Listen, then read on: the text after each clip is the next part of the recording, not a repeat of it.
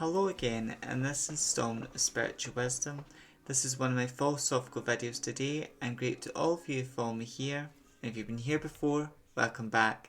If you're new here, welcome. My name is Nicholas, and on my channel I talk about witchcraft, Wicca, paganism, self-love, and all matter of philosophical and spiritual topics. So if you're interested in those types of things, do you know what to do? Please join the wise spiritual tribe here on Spiritual Wisdom. Subscribe, click the bell icon to be notified each time I post a new video. And if you like this content, please give me a thumbs up. And if you've got any questions, please comment down below. No questions is a silly question, we've all got to start somewhere. And also this is a safe place if you're a practicing witch, Wiccan, pagan, or whatever spiritual path you're on, because there's no right or wrong spiritual path, there's only what's right for you, the individual, or what feels right as well. And there's lots of different subjects I'll be talking about, but right now I'm doing a crystal series where I'm talking about all the crystals in my collection and their magical properties. But today, as the title and thumbnail suggests, I'm going to talk about how perfection doesn't exist. Now, a lot of us, we know this, but sometimes, we get so frustrated. The word perfect exists, and each and every one of us has our own version of perfect. Like, for example, if I was to ask people to bake a cake, some people would have would say to their perception the cake they've made is perfect in their eyes, but then a lot of chefs, qualified chefs and all that would have different perspectives, because perfection doesn't exist in this world. We are not perfect, the world we live in is not perfect. And nothing in this world is perfect. But beauty, despite there's obstacles and difficulties in this world, there's no shortage of beauty in this world. No shortage of it. But as human beings, we can get so frustrated because we want things to be perfect. We want a perfect family. We want a perfect relationship. We want a perfect job. We want things X, Y, and Z to be perfect. And for something to be perfect means it's flawless. But that doesn't exist because everything in life has a light and darkness to it. And the light means the good things about a situation. For example, if someone was in a job they hated, the light side of that would be even though they hate the job, they're making money from it and it gives them something to get up for and something to do. That's the light side. The dark side, which isn't always bad, the dark side or the shadow side of something, is more where that job does not make that individual happy, it crushes their soul, it destroys their soul, and yes, even though they're doing something, they're not doing something but they're happy and joyful about it. They're just doing something to make ends meet. And that's the dark side of a lot of jobs that people are in, because a lot of people are in matrix jobs, I call them, because you can make money from what you love doing, but it isn't easy. But a lot of people, it's a lot easier to stick in a job for 25 years or 20 years and stick at a job you hate. But we don't live in a perfect world because everything's got a light and a dark side to it. It's the same if you're doing what you love for a living. The good side of that is you're happy, you're not under anyone's control, you're happy, you're joyful, you're doing your own thing. But the shadow side of that is it can maybe be hard to get clients, it can be hard to maybe get events, it can be hard for things to go the way you want, and you've not got anyone to help you, you're all on your own here. That is the shadow self of doing what you love, if you like. So everything has its shadow side and its good side, but nothing is perfect, nothing is without flaws. And as human beings, we shouldn't try and make something, we shouldn't get into this framework, I need something to be perfect. We should get into the framework of, rather than something being perfect, we should get into the framework, how can I make this beautiful? Like for example, some people, they want to decorate their home and they go, my bedroom or my living room needs to be perfect. But that way of thinking is very not productive. And that's the message I'm trying to get here.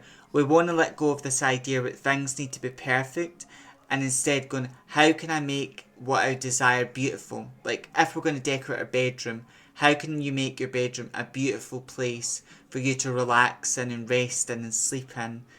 If it's your living room, how can you make your living room a beautiful place where you feel safe and comfortable in? And that way of thinking, like, right, this is beautiful, how can I make it more beautiful? Or how can I create something beautiful? Is more productive as well. It's the same with a romantic relationship. Again, when it comes to romantic relationships, love and romance is not perfect. Even if you've found your true love, that's not perfect. Because relationships, even if it's a healthy relationship, it requires the good side is, you understand each other, you've got a spark, you've got chemistry together. That's the good side of a relationship. The dark side is, and that's not always bad, but it requires work. Like in a lot of TV shows about love and romance, they give us this cheesy idea that once you find your right person, it's all perfect and amazing. When in reality, a relationship, the dark side, what a lot of love books and stories won't tell you, is it requires compromise, it requires hard work on both sides, it requires understanding and working together as a team, and also that sometimes the two of you are going to have arguments, or it's going to feel like a storm, but if you're meant to be together, then you'll survive that storm together. But if you can't survive the storm, then it's not really a good relationship you're in. But there are green flags and red flags when it comes to romantic relationships. But there's no such thing as a perfect relationship. But they are. You can have a beautiful relationship, and that's what we want to strive for. And the world we live in as human beings is not perfect and never will be, because we are not perfect, and we are one with the universe is one with us, and we have an impact. Just as animals have a positive impact, plants have a positive impact on this earth, we as individuals have had a very negative impact, but we can also make positive changes and have a positive impact on planet Earth as well. But we're never going to be perfect. That's just not going to happen. But when we look at matters of injustice and we see the world's problems, we go, how can we make the world a better place? And the key to that is look where there's beauty in the world and look at how can we expand that beauty, or how can we create a more beautiful world. Because the world we live in, despite the obstacles, the difficulties, it is a beautiful world. Sometimes we just need to add beauty to a situation, or expand the beauty, make a situation more beautiful. Because the idea that something can be perfect or flawless just doesn't exist. It's a goal we as individuals will never achieve. But there's no shortage of beauty in this life. And if you go, how can I make my home beautiful? Or how can I do a beautiful job with this? Or how can I make something more beautiful? Or just how can I create something beautiful? Is much more productive than trying to make things perfect as well. And I feel like if you're a YouTuber or you want to get into YouTube as well, it's the same idea. A lot of people they want the videos maybe, that of course you want your videos to be good.